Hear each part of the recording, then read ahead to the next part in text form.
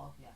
Eto, odlično. Da. Od jedne slikovnice. Od jedne slikovnice, da, nikad slikovnica nije na kraju izašla, ali trilogija je. Eto, to je, imaju tu znači cijelu trilogiju u knjižnici. I pisana je u principu za mlade, jer ja se nekako najviše pronalazim u tom periodu nekakvih tinejdžerskih godina, tako da i ta trilogija prati priču mladih, konkretno djevojčica u početku, djevojčica od 13 godina, koja, kako trilogija se razvija, tako i ona odrasta i do njene punoljetnosti prati priču. Pa onda je u tom smislu i prvi dio namijenjen osmoškolcima, ne? A onda kasnije već i gimnazijalcima. I gimnazijalcima. Tako je, su malo teme, su već malo intimnije, škakljivije, pa onda... Evo, da li bi možda preporučili tu knjigu kao lektiru? Ove moje druge knjige, znači Tisov brijeg i Duhovita legenda, one su već ušle kao izborna lektira u neke zagrebačke škole, tako da njih bi svakako preporučila. Ali trilogija prvi dio da, apsolutno za nekakve 7. 8. razrede, jer imaju snažnu ekološku poruku i govore i znači problemima odrastanja djece s kojim se inače mene u svim mojim knjigama na neki način proganja taj problem odnosno u obitelji. Sama sam dijete samohrane majke i mnogi moji prijatelji su ili odrastali bez jednog roditelja ili su bili nekakvi nesređeni odnosi u obitelji, alkohol, nasilje. Tako ta djeca onda odrastaju sa nekim možicima. Ja im pokušavam kroz te svoje knjige pokazati da se sve to može na neki način prebroditi i da postoji jedna pozitivna crta da oni ojačaju, da se međusobno pomažu i tako. To su nekakve niti voditi, a opet s jedne strane pružam taj jedan fantastičnu crtu. Sve moje knjige imaju jedan mali odnos prema ili naučnoj fantastici ili fantaziji. Znači sa duhovima, zmajevima i tako. Eto, neka mala doza onako uzbudljivosti, neke dodatne još knjigama. Tako je. A velim, znači tema su problemi mladih pri odrastanju. Da, zapravo nekako najbolje je nešto pisati iz vlastitog iskustva, je li tako? Onda nekako najviše osjećaj izlaze na površinu. Da, znači prožimaju se te knjige sa nekim vlastitim iskustvima, sa iskustvima nekih mojih najbližih, neki problemi koje uočavam kod svojih prijatelja i tako. Tako da, znači temelje se na stvarnim događajima, velim sa tim blagim odmakom prema fantaziji. Odlično. Evo da moram vas pitati, koje su vam bile najzanimljivije knjige kada ste bili mali? Jeste imali neki omiljeni žanr? Jesam, ovako nema baš veze sa ovim što ja toliko pišem, ali znači kriminalistički romani, počeši sa Agatom Christie i Arthur Conan Doyle, znači Sherlock Holmes. Tako da i sad kad čitam ovako za svoj gušt, onda su to znači Nezbo, skandinavski krimići i tako. To je recimo nekakav moj žanr kojim se dobro sjećam, makar do sada nisam pisala ništa na tu temu, ali eto, nadam se imam jednu knjigu koja je nastala po priči koja je u Čazmi u sklopu natječaja Slatko Kolar, ušla u finale 2016. godine. To je znači satirično-kriminalistička priča koja se sad pretvorila u romani. Nadam se da ću naći izdavača koji će imati volje i razumijevanje pustiti za tu avanturu. Evo, možda mislite da u budućnosti ćete se više okrenuti onda takvim knjigama? Ili... Pa to su nekakvi izleti koje bi ja rekla, ali mislim da, baš sam rekla, bili smo danas znači, u Rovišću, družili smo se sa djecom, mislim s njihovom osnovnoj školi, bilo jako ugodno i njima sam rekla da mislim da je dio mene uvijek ostao u toj dobi. To je nešto za mene jedno posebno razdoblje kad počinješ biti svjestan sebe, tako da mislim da tom uzrastu mogu najviše pružiti i zato bi nastavila pisati za djecu, a ovako za odrasle kad osjetim neku posebnu inspiraciju. Povremeno, da. Najbolje. Evo, s djecom je nekako najbolje raditi, je li tako? Pa oni su iskreni, to je u principu ono što meni fali kod odraslih. Odrasli počinju kalkulirati i gledati sve kroz nekakve interese, a od djeca još uvijek možeš dobiti nekakve iskrene poruke, osjećaje, tako da s njima mi jako lijepo raditi. Pa kako onda oni reagiraju na susrete s vama? Pa evo, ovi Urovići su bili izuzetno mirni, poslušni, pratili su sa velikom pažnjom. Ja se uvijek bojim da im ne budem dosadna, ne znam kak je meni na tim nekakvim predavanjima bilo. Strah zato ne želim im dosađivati, nadam se da sam im pružila nekakav poticaj da zarone u moje knjige. Bilo je pitanja, bilo je izuzetno ugodno. Znači znatiželjni su propitkuju? Jesu. Zanima ih znači? Da, trenutno nije baš trend među mladima nekakvog čitanja, tako da se uvijek ugodno iznenadim kad naiđem na nekakve knjiške moljce. Onda me to dodatno potakne da ih izazovem da pročitaju. Da, upravo sam to sad htjela reći. Sada su nekako više za laptopima, za kompjuterima, igrice, mobitel, Instagram, Facebook, pa ovo je jako lijepo. Da, sve je instant. Znači, oni nemaju vremena, nemaju strpljenja. Ući u nekakve svjetove kroz pisana slova, jer im se sve servira u roku od par minuta kroz videe. Tako da i te poruke, konkretno imam sina koji je prvi razred gimnazije, sve u skraćenicama, ja moram dešifrirati njegove SMS poruke kad mi ih šalje, šta je htio reći.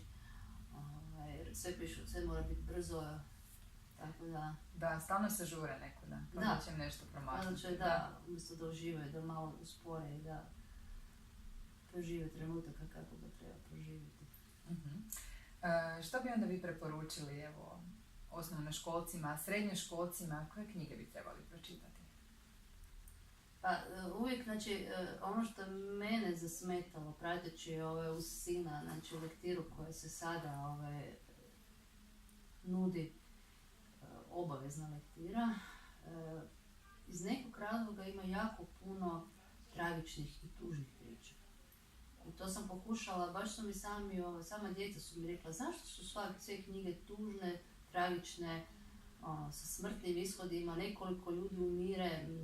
To mi recimo nije jasno zašto se to servira mladima u osnovnoj školi. Mislim, trebaju se suočiti, znati što ih čeka. Mislim, život nije lijep, ne živimo pod staklenim zvonom.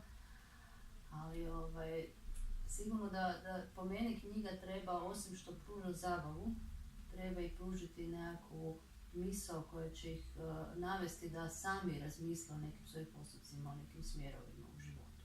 Eto, neke poruke. Znači, ja uvijek pokušavam u svojim knjigama dati nekakvu poruku. Da li je to ekologija, da li je to zajedništvo.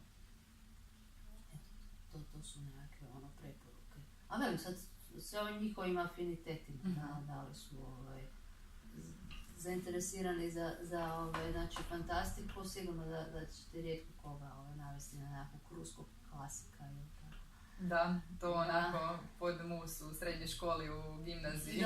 Da, izbjegavaju. Makar i to je dio opće kulture koji bi trebali isto proći. Mislim, sve to skupo ostavlja traga na čovjeku i kad će to koristiti u životu. Imate onda možda neke naslove koje bi preporučili, autore možda? Pa evo, baš sad sam, znači pročitala sam prije, 2 godine Kraljevca knjiga od Žužaka i sad čitam njegovog Ja sam glasnik i recimo to mi otkriće, taj autor mi otkriće. Osobno volim čitati Nesboa, ali s obzirom da je on dosta mračan i imala sam priliku ga uživo vidjeti u Zagrebu u 5. mjesecu, tako da njega volim. Ali velim, to ne bi baš bio neka preporuka za osnovnoškolce sigurno, a srednjoškolce možda malo starije. Od ovih laganijih knjiga gledam šta bi bilo. Grad lopova mi recimo, to isto modernija knjiga koja me makar piše o Drugom svjetskom ratu, ali na jedan jako vrlo zanimljiv način. Eto, to bi bilo nekakve preporuke. Dobro. A što mislite općenito, evo, da naši slušatelji čuju, nadam se da slušaju i ovi mlađi. Zašto je čitanje dobro, evo, od najranijih dana? Što razvije čitanje, evo? Apsolutno da razvija govor, znači obogaćuje riječnik. Kad tad možeš ti biti elokventan, ali će ti nedostajati riječi, znači u tom smislu. Ali po meni razvija maštu, znači omogućuje ti da otkrivaš nekakve svoje svjetove, da razvijaš, da preispituješ sebe, da se stavljaš u ulogu lika, da vidiš kako bi u nekim stvarima postupio, da te šalje na jedno putovanje, a da ne moraš izaći svoje 4 zida, recimo. Mm-hmm. To bi bilo, to je ono što meni knjige pružaju, da upoznaš neke nove svjetove, neke nove krajeve, da vidiš kako bi ljudi, jer to ti je prilika da vidiš kako ljudi reagiraju u nekim situacijama, a da ne moraš to na vlastitom iskustvu iskušati. Evo, dosta filmova je napravljeno po uzoru na knjige neke. Što mislite o tome? Mnogo ljudi se onda zapravo i razočara kada su pročitali knjigu i dođu pogledati film u kinu. Kako koja knjiga? Da, mislim ljudi različito reagiraju, uvijek zamjeraju nešto ako nije film dosta se pratio radnju, ako se režiser odmaknuo i pokušao neku svoju viziju dati. Ja sam recimo, s obzirom da je Harry Potter pisan u kasnijoj, mislim ja kad sam već kao odrasla osoba, sam se susrela sa Harry Potterom i prvo sam pogledala film.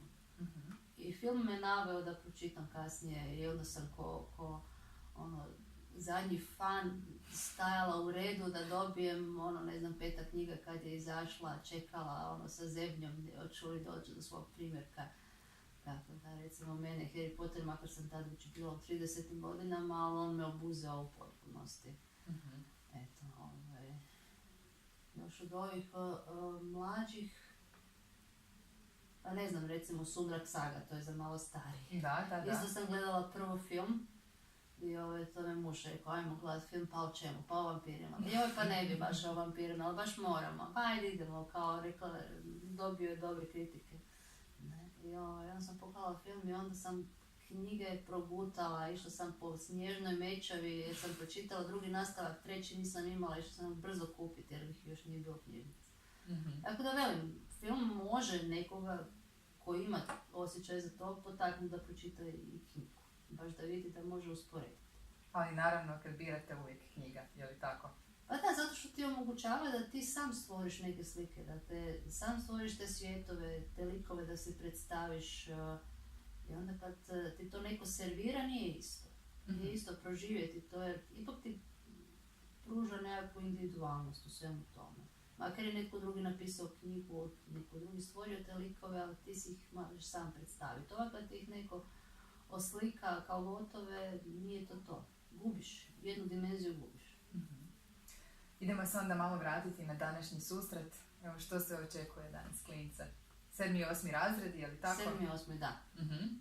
Najdraža dob, najzanimljiviji, onako puni očekivanja.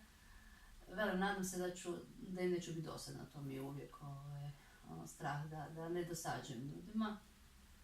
Tako da, ono što očekujem da ću ih potaknuti da prime moju knjigu, da eventualno mi se povratno jave sa nekakvim komentarima ako mi nešto zamjeraju ili ako ih je nešto naljutilo ili sam nekako njihova očekivanja iznevjerila, da se slobodno jave sa kritikom ili hvala Bogu, ako su bili zadovoljni, tako da se tako da mogu u neke svoje druge knjige, buduće neke radove unijeti promjene koje bi njima više odgovarale. Ja pokušavam, s obzirom da imamo sina koji je sad 15 godina, uz njegovo nekako odrastanje pokušavam pratiti trendove, tako da sam zadnju knjigu koja još nije ugledala svjetlo dana, čekam da se nešto otvori. Mm-hmm. Pisala o internetu, o YouTube-u, znači tim poznatim YouTuberima koje oni prate i igrama izazova koje se odbijaju preko YouTube-a gdje se oni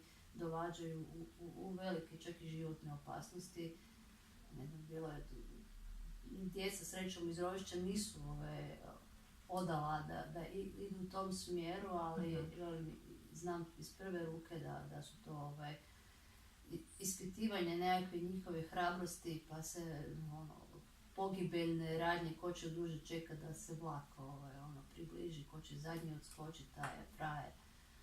I tako, stvarno čovjeka zapanje što sve njima ne pada na pamet. A velim, internet sad pruža i on ih na neki način mami da ispitaju. S jedne strane možeš dobiti korisne savjete, ali isto tako drugi roman koji čeka isto na objavljivanje je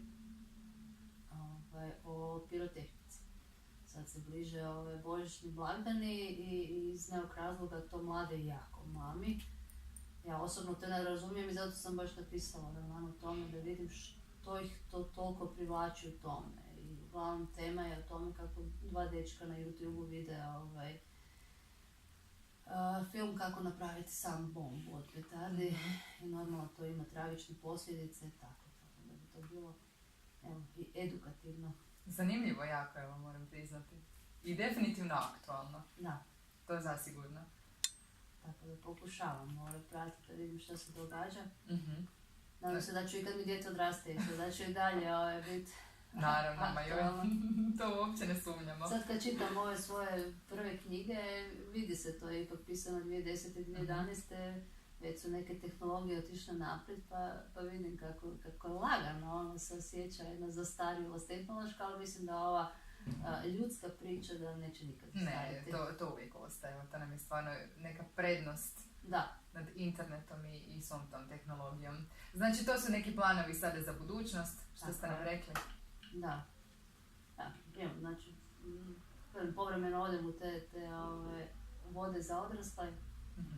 Prošle godine sam imala promociju knjige, isto, to je pak, mislim, nije za odrasla, mogu i malo stariji tinejdžeri. Osvijetu sumrak bogova, povijesno-fantastični roman koji preispituje postojanje Atlantide. Odnosno, proučava život zadnjih 20 desetljeća. Kako ja zamišljam da je mogao biti život zadnjih 20 desetljeća prije potopa i uništenja Atlantide. Odlično. Hvala vam puno na ovom razgovoru. Hvala vama. Želim vam puno sreće. Evo, držimo palčeve, da će sve dobro proći. Ja se nadam da će biti zanimljivo. Eto. Hvala puno. Odlično. Evo, imamo dovoljno.